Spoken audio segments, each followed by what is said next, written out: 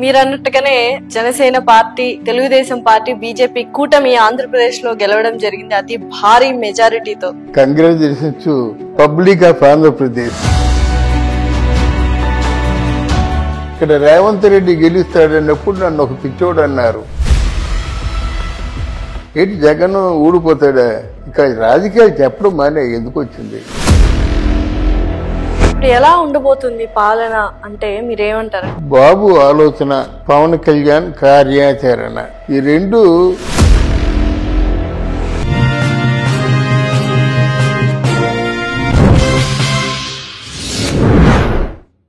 Hi, hello, నమస్తే, welcome to our channel. ప్రస్తుతం మనతో పాటు political analyst and senior journalist Immandi Ramarao గారు. నమస్కారం అండి. నమస్తే. Congratulations public of Andhra Pradesh. సెట్టకేలకు మీరు చెప్పింది చెప్పినట్టు 100 రూపాయలు నిజమైంది. కొంతమంది జాతకాలు, విశ్లేషణలు అన్ని చేశారు, అవన్నీ బెడిసికొట్టి. అవును, మీరన్నట్టుగానే జనసేన పార్టీ, తర్వాత తెలుగుదేశం పార్టీ, బీజేపీ కూటమి ఆంధ్రప్రదేశ్ లో గెలవడం జరిగింది అతి భారీ మెజారిటీతో. Land sliding victory.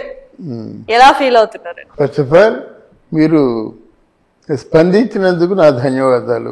రెండోది ఏంటంటే, మనం ఇప్పుడు జనం గురించి, జనం మనస్సు, జనం భావాన్ని అర్థం చేసుకొని అంతరాలు వేసుకోవాలి. అలాగే ఎక్కడుండి మనం చెప్పడం కాకుండా నెలకోసారి నేను ఆంధ్ర వెళ్తా. ఆంధ్ర వెళ్ళినప్పుడు జనంతో కలిసి నేను ఉంటా. చుట్టాలింటికి వెళ్ళడం కానీ, అక్కడ విశాఖపట్నం పరిసర ప్రాంతాల్లో తగరపోవలసి ఉంది. అది మా ఊరు. ఆ తగరపలస ఉంటే అక్కడ బీచ్ దగ్గరగానే ఉంది. తర్వాత కొండలు, అవి చూడదగ్గ ప్రదేశాలు అన్నమాట. అలా కాలక్షేపానికి వెళ్తూ నాకు ఇష్టమైన, నాకు మంచి కొంచెం చదువుకున్న మిత్రులు ఉన్నారు. అలాగే నేను పూర్తిగా రూరల్కి వెళ్ళిపోయి సింగనబంద లాంటి ప్రాంతాలకు వెళ్ళిపోయి పల్లెటూళ్ళల్లో ఏమనుకుంటున్నారో కూడా నేను విచారిస్తానన్నమాట. ఆ జనం మధ్య నుంచి తీసుకున్న ఇన్ఫర్మేషన్ మీకు బాగుంటుంది. ఎందుకంటే వాళ్ళు మన దగ్గర చెప్పడానికి ఏ అరమరికలు ఉండవు కదా, అంటే ఓపెన్ అప్ అయిపోతారన్నమాట.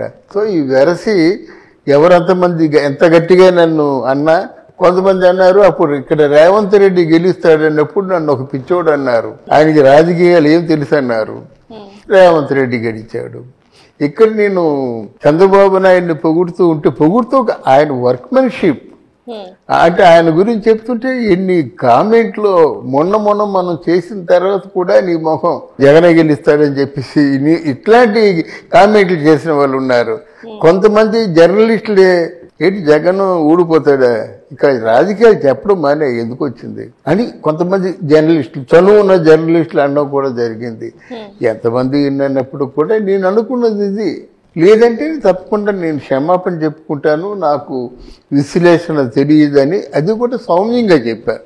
మన మాటల్లో భావం గర్జనలాగా ఉండాలి కానీ మాటల గర్జనలాగా ఉండవలసిన అవసరం లేదు కదా.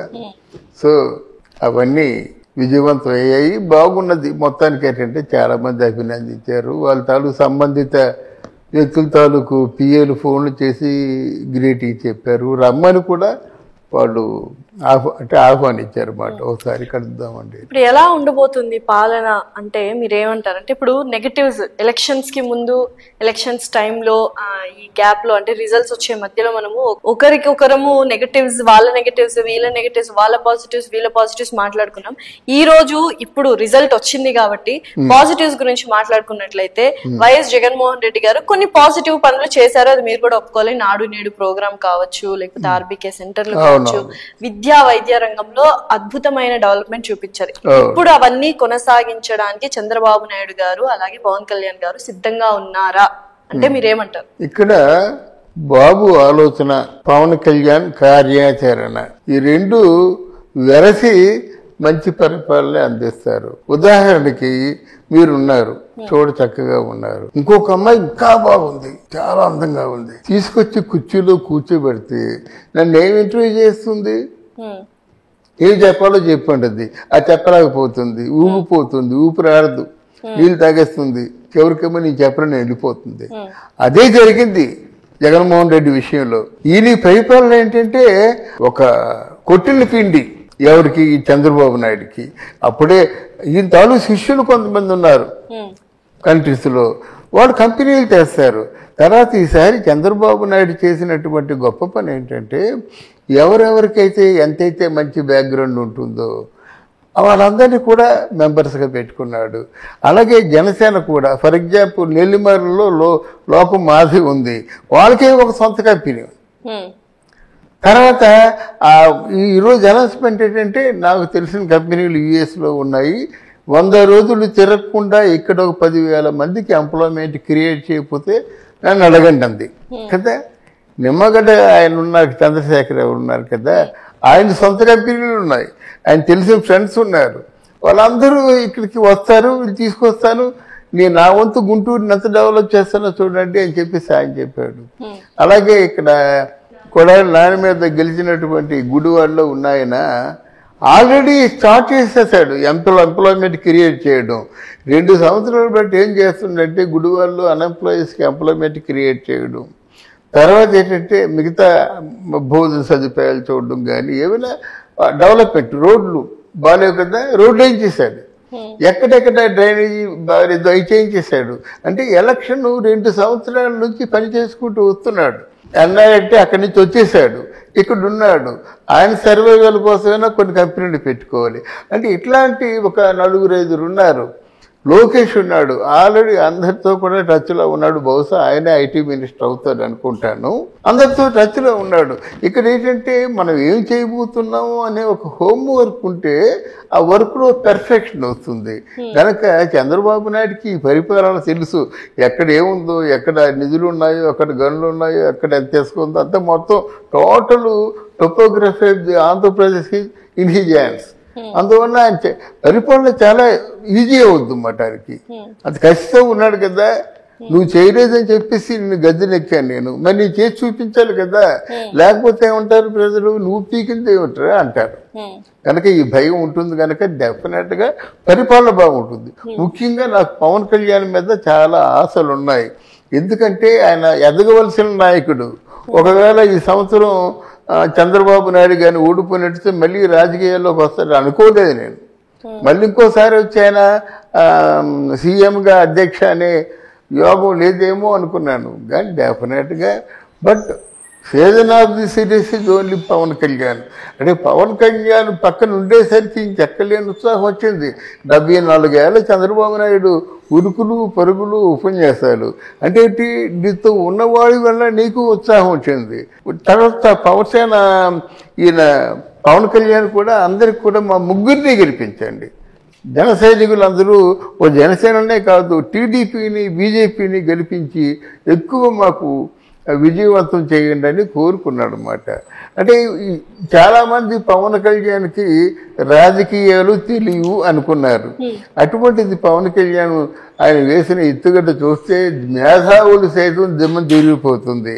నేను ఎప్పుడైతే చెప్పాను, ఎప్పుడైతే పవన్ కళ్యాణ్ 21 సీట్స్ అడిగాడో మంచి ప్లాన్ ఉందనుకున్నాను.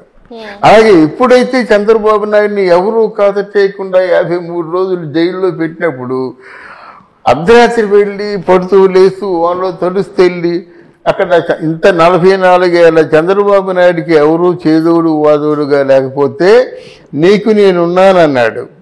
భువనేశ్వర్తో అమ్మ మీకేం పర్వాలేదు, తమ్ముడు బాగా చూసుకుంటా అన్నాడు. ఇంకా మారిపోయింది నీ జాతం అనుకున్నాను నేను. అంటే వాళ్ళ పరిపాలన డెఫినెట్గా బాగా అందిస్తారు తెలుసు కనుక. ఇక్కడ జగన్మోహన్ రెడ్డి అంటే ప్రజలు అందరూ ఆనందంగా ఉంటే చాలు, వాళ్ళు తాయిలాలు అంతే చాలు అనుకున్నాడు తప్ప మిగతావన్నీ ఏమనుకోలేదు. తర్వాత రోజా, కొడాలి నాని, అంబటి రాంబు, పేరు నాని, అనిల్ కుమార్ యాదవ్ ఇట్లాంటి ఆయన పేరు వంశీ, వీళ్ళందరూ కూడా నోటుకొచ్చిన మాట్లాడేసి జగన్మోహన్ రెడ్డి ఇమేజ్ని పూర్తిగా చెడగొట్టేశారమ్మ. జగన్మోహన్ తాలూకు ఇమేజ్ని పూర్తిగా పోగొట్టేశారన్నమాట. ఎక్కువగా జగన్మోహన్ రెడ్డికి బ్యాడ్ ఇమేజ్ రావడానికి కారణం వీళ్ళు బూతులు మాట్లాడడం అన్నమాట. బూతులు మాట్లాడినప్పుడు జగన్మోహన్ రెడ్డి కనీసం సభ్యత పాటించకుండా ఏంటి అసెంబ్లీలో బూతులు, దీన్ని నేను ఖండిస్తున్నాను, సారీ చెప్పనంటే ఆకాశం తెచ్చి ఎదిగేవాడు. తర్వాత రెండవది అసమర్థుడైన వ్యక్తిని ఆయనకి ఆంతరంగిక మిత్రుడుగాను అన్ని శాఖలు ఆయనే జగన్మోహన్ రెడ్డి తాలూకు మౌత్ పీస్ గాను పెట్టుకున్నాడు సజ్జల గారు. అది పెద్ద అంటే చెడుకి దారి తీసింది. తర్వాత డబ్బులు ఖర్చు పెట్టుకొని 50 కోట్లు 100 కోట్లు డబ్బులు ఖర్చు పెట్టుకొని ఎమ్మెల్యేగా వచ్చిన వాళ్ళకి జగన్మోహన్ రెడ్డి తాలూకు పేషీలో ఎంతమందికి అపాయింట్మెంట్ ఉంది, ఎంతమంది ముఖం చూస్తున్నారు ఆలోచించుకుందాం. ఓ 4-5 తప్ప మిగతా వాళ్ళు లేరు కదా. ఆ విడుదల రజని రోజా అప్పుడప్పుడు కొడాలి అని ఎవరో 3-4 ఉంటారన్నమాట. విజయసాయి రెడ్డి సద్దరు ఏం చేశాడు, తెలివిగా విజయసాయి రెడ్డిని ఉత్తరాంధ్రకి ఇన్ఛార్జ్ చేశాడు. సరే ఆ భూములు కబ్జా భూములు ఆ లోకం అంతా ఆయన చూసుకుంటున్నాడు, ఇక్కడంతా నేను చూసుకుంటా అని చెప్పాడు. పాతాళాన్ని తొక్కేశాడు అన్నమాట. ఎందుకమ్మా ఎలక్షన్స్ అయిపోయి కౌంటింగ్ ముందు రోజు సద్దలు చెప్పిన మాటలు ఏమిటంటే సంబరాలకు అందరూ రెడీ కండి అని చెప్పారన్నమాట. హోటల్స్ నిండిపోయి ఫ్లైట్లో టికెట్లు లేవు, ఇక్కడ జన సౌందర్యం వచ్చేస్తుందని చెప్పిన వ్యక్తి మరుసటి రోజు ఏం చెప్తాడు? ఇప్పుడు ఆ చెప్పిన మాటలు నిజమా అబద్ధమా అని ప్రజలే ఆలోచించుకోవాలన్నమాట. ఇవన్నీ కారణాల చేత జగన్ ఓడిపోయాడు. వారికి ఆల్రెడీ వాళ్ళు మంచి కసిగా ఉన్నారు. ఏ పనులు చేద్దాం అనుకున్నారో ముందుగా హోంవర్క్ చేసుకున్నారు. డెఫినెట్గా ఈ ఇద్దరు కలయిలో కూడా చాలా భారీగా మెరుగుపడుతుంది. ఇంకొక ఆశ్చర్యమైన వార్త కూడా చెప్తున్నాను నేను. వీళ్ళిద్దరు కూడా 2 సంవత్సరాల తర్వాత విడిపోతున్నారు.